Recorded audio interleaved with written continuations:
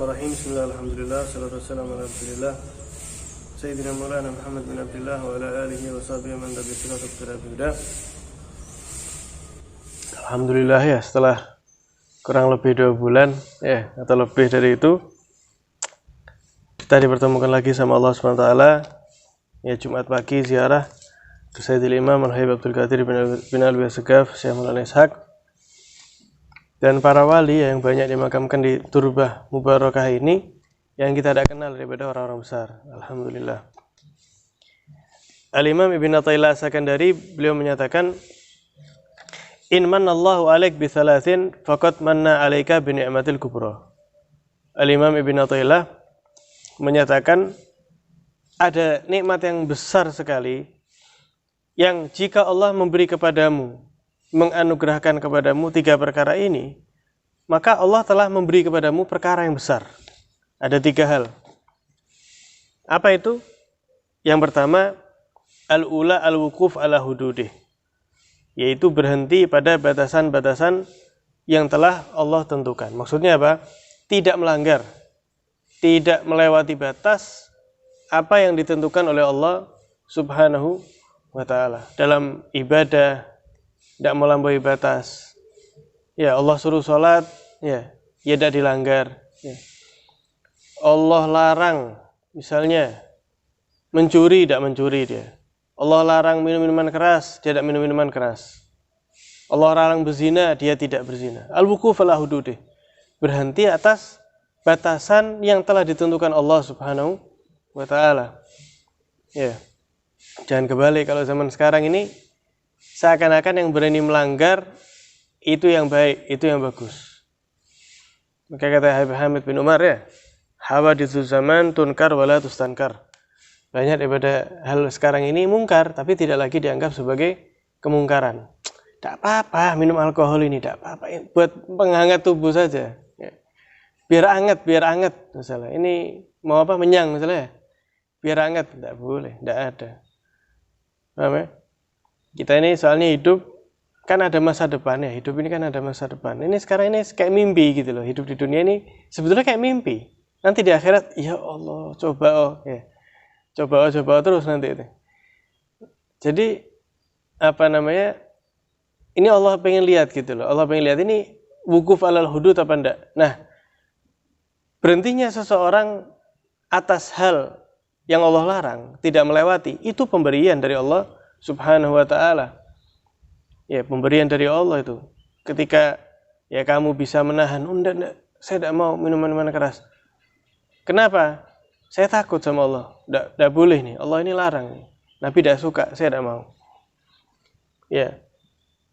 Misalnya diajak berzina, enggak, saya tidak mau berzina. Ini Allah larang ini, saya tidak mau mengecewakan Allah Subhanahu wa ta'ala. Itu pemberian. Itu pemberian. Sehingga orang yang melanggar itu, ya Allah, karena Allah nggak ngasih gitu. Karena Allah nggak kasih. Ya sudah nih gitu. Saya bermaksiat kan karena Allah sendiri yang pengen. Keliru ini. Ini keliru. Ya, karena Allah itu juga memberikan pilihan. Allah memberikan pilihan. Kamu mau taat apa maksiat. Nanti setelah dikerjakan itu taat atau dikerjakan itu maksiat, baru kita ketahui, oh ternyata Allah pengen saya itu taat. Jelas ya?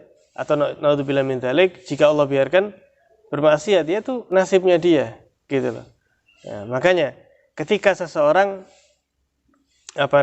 diberi taufik oleh Allah, taufik itu namanya ya, bimbingan, tuntunan dari Allah, itu hadiah luar biasa.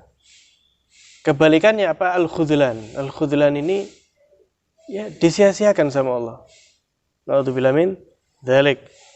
Itu yang pertama, al-wukuf ala hududi. Kamu dikasih sama Allah untuk bisa tidak melampaui apa yang Allah larang, itu pemberian yang luar biasa. Yang kedua, al-wafa bi'uhudih, yaitu loyal ya atas janji-janji kesetiaan kepada Allah Subhanahu wa ta'ala untuk melaksanakan apa yang Allah perintah. Allah nyuruh sholat. Allah merintahkan puasa. Allah merintahkan zakat, sedekah, ya. Allah merintahkan birrul walidain, taat kepada orang tua, taat sama orang tua. Ya. Allah nyuruh kerja yang baik, tidak riba, kerja yang baik, tidak pakai riba, ya. Allah Ta'ala berfirman, "Wa ma atakumur rasulu fakhudhu." Apa yang telah datang kepada kalian daripada Nabi SAW, maka ambillah. "Wa ma nahakum anhu fantahu." Dan apa yang dilarang, maka berhentilah ya, jangan sampai dilampaui. Misalnya sekarang, apa fungsinya ya? Apa namanya taat tadi itu, misalnya. Ketika ada orang bilang, itu loh, saya punya teman sholat tidak pernah, puasa apalagi, kerja tok bingung, tapi lancar rezekinya. Urusannya lancar, tidak ada masalah. Yang perlu kita ingat, ya Nabi SAW beliau pernah bersabda, ya, "Idza ra'aitallaha ta'ala yu'til ibad ma yasha'una." Jika kamu melihat Allah Ta'ala itu kadang-kalanya memberi kepada hambanya apa yang mereka inginkan, padahal wahum musirruna 'alal ma'asi, padahal mereka ini orang-orang yang terus bermaksiat, ya minum minuman keras dan segala macam. Fa'lam anna dzalik istidrajun minhu lahum. Maka ketahuilah hal tersebut itu bukan anugerah dari Allah, tapi istidraj dari Allah. Jadi Allah kasih itu bukan sebagai hadiah, tapi justru supaya dia semakin jauh dari Allah Subhanahu wa Ta'ala. Oh, ini bingung ini sama dunianya, wis kasih dunia, semakin jauh la'iyadzubillah min dzalik. Taat sama Allah, tidak melanggar larangannya. Yang terakhir, al-gharaq fi syuhudih, yaitu tenggelam dalam menyaksikan Allah Subhanahu wa Ta'ala. Maksudnya apa? Maksudnya apapun yang dia lihat, apapun yang dia kerjakan di dunia ini, yang dia lihat semuanya itu Allah Subhanahu wa Ta'ala. Orang ketika melihat lukisan ini beda-beda. Ada yang hanya kagum dengan lukisannya. Oh, lukisannya bagus. Tapi ada yang lebih dari itu.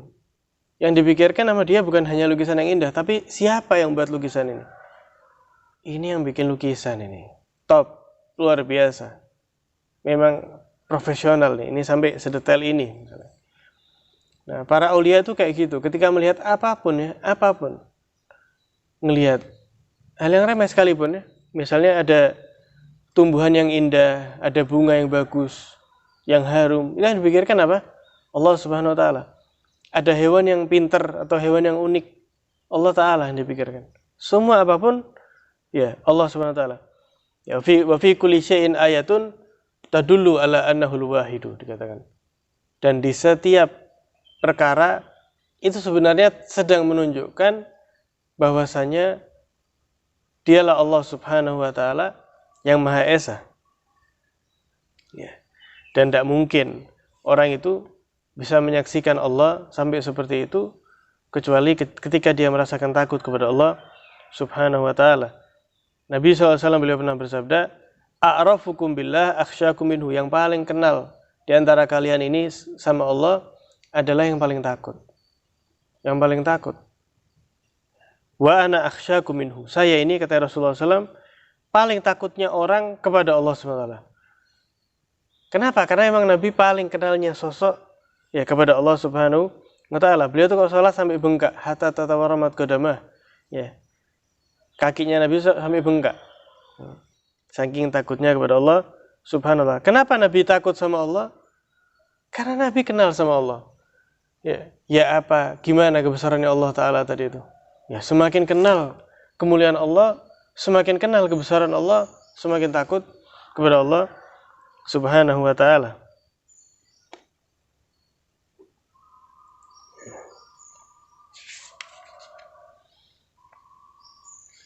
Kemudian beliau juga mengatakan, wa ma sababu istighrabik li ahwalil arifin, tidaklah sebab kamu itu merasa heran atas keadaan para arifin, para orang-orang wali, illa istighraquka fil khati'ah, kecuali tidak ada yang membuatmu terheran terhadap mereka, kecuali karena kamu memang tidak ada hubungan dengan mereka, saking jauhnya kamu dengan para wali tadi itu. Heran kadang, ya kok bisa ya wali itu seperti ini, kok bisa ya sehari membaca 8 juz misalnya, kok bisa ya mengetahui isi hati seseorang misalnya. Kamu tidak menjadi heran kecuali ya karena kamu tidak kenal sama mereka, kecuali karena kamu jauh dari mereka. Walau syaraktahum fil asfar, seandainya kamu ikut sama mereka dalam perjalanan menuju Allah, la syaraktahum fil akhbar, maka kamu akan tahu juga tentang kabar-kabar yang mereka dapatkan.